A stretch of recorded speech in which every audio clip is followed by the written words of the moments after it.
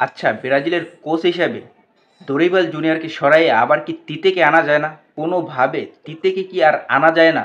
এই যে দরিবাল জুনিয়ররা শুরু করছে, এতে 2026 সালের যে ওয়ার্ল্ড কাপ, এটার কোয়ালিফাই করতে পারবে না ব্রাজিল। যে টিম নিয়ে খেলতেছে, টিমে যে প্লেয়ারগুলোকে ডাকতেছে, এতে 2026 সালের যে ওয়ার্ল্ড কাপ, এটা ব্রাজিল খেলতে পারবে না। ভাই, তিতেকে কি কোনো রকমের ফিরিয়ে আনা যায় না? 2022 সালের ওয়ার্ল্ড কাপের পর তাকে নিয়ে যে আমাদের খারাপ এটা সৃষ্টি হয়েছিল, তাকে নিয়ে যে আমরা গালিগালাজটা করছিলাম, এটা জাস্ট লাস্টে অ্যাটাকিং খেলার জন্য। যে একটা গোল দিয়ে ফেলাইছে, লাস্ট 10 মিনিট 15 মিনিট আছে, তখন আপনার অ্যাটাকিং কেন খেলতে হবে? এই বিষয়টার জন্য তিতিকে বহুত গালিগালাজ করছিলাম, কিন্তু ভাই এখন এসে মনে হইতেছে যে ওই তিতে ব্রাজিলের জন্য ঠিক ছিল। ওই তিতে কোচ হিসাবে ব্রাজিলের জন্য একদম পারফেক্ট ছিল। যে তিতে থাকতে আমরা ব্রাজিল ম্যাচ কবে হারছে এইটা ভুলে যাইতাম। ম্যাচ হইলে ভাবতাম হয়তো জিতবই, ম্যাচ হইলেই ভাবতাম জিতবো, দুই একটা ড্র হইবে এটা আলাদা বিষয়, কিন্তু তিতের আমলে যখন ম্যাচ ম্যাচ খেলা হইতো, ম্যাচ যে জিতবে এটা শিওর ছিলাম। কিন্তু এখন এই ডরিবালের অধীনে আইসা ম্যাচ হইলেই ভাবতে হয় যে ম্যাচ ঠইকা যাইবে, ম্যাচ যে ড্র হইবে এই আশাটা পর্যন্ত করতে পারি না। ডরিবাল আসার পর থেকে কথা একটাই, যে ম্যাচ শুরু হইলে ম্যাচ ওইটা ঠকে যাইবে, ব্রাজিল ম্যাচ জিততে পারবে না। কথা এইটাই ভাই।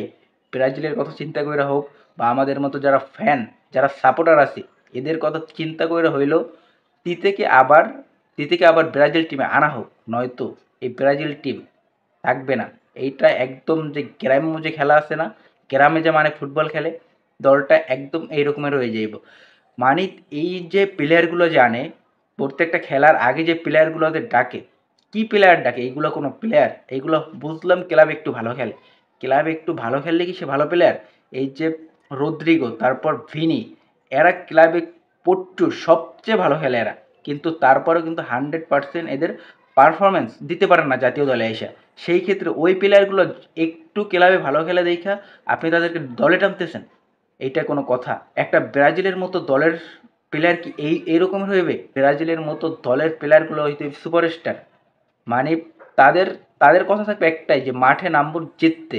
যেরকমের তিতে তিতে প্লেয়ারগুলোকে সিলেক্ট করতো, তিতে খেলাইতো, মানে ম্যাচ জিততে খেলাইতো। লাস্ট 80টা না 79টা না কয়টা ম্যাচ খেলছে, তার ভিতরে হারছে মাত্র 3টা ম্যাচ।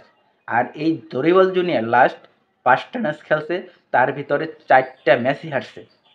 তাইলে ব্রাজিলের ভবিষ্যৎ, ব্রাজিল যে 2026 সাল যে ওয়ার্ল্ড কাপটা খেলবে, এটার ভবিষ্যৎটা কোথায়?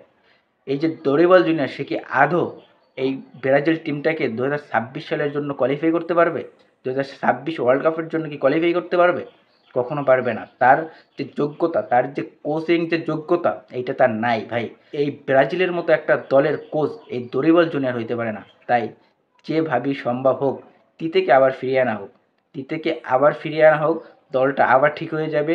2026 সালে প্রত্যেকটা দলের সাথে তাইলে তারা খেলার জন্য পারফেক্ট থাকবে। প্রত্যেকটা দল এই ব্রাজিল টিমকে ভয় পাইবে। যে করেই হোক তিতেকে আবার ব্রাজিলের কোচ হিসাবে ফিরিয়ে আনা হোক।